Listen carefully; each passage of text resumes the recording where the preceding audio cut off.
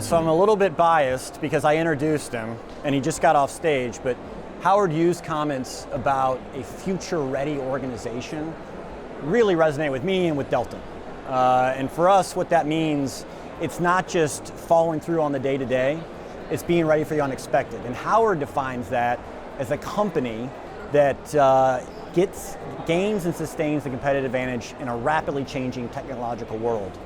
And two things come to mind for us, and for me, when talking about that. One is sustainability, constantly changing in terms of what the need is and how we can have sustainable growth. And Delta Airlines leads the way in lowering carbon emissions and what we can do to have that sustainable growth. And the other thing is in the customer experience. And we want to constantly raise the bar for the customer.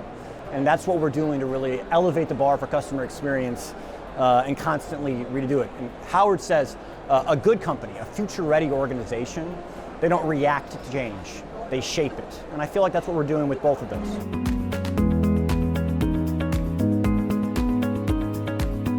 Well, thank you for bringing that up. It is our 100th year. We are enjoying the year-long celebration.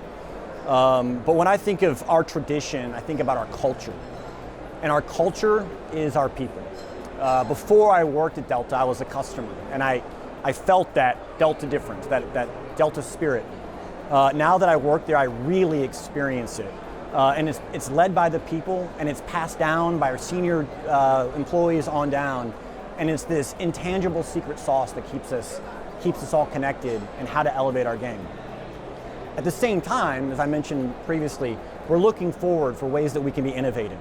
And an example of that is using biometrics for when you're boarding a plane. And so we're able to be anchored to that tradition, to that culture, but not lose our personality when we're using these type of technologies to also enhance the customer experience. And so I think we've found a really good way of innovating that and maintaining that balance.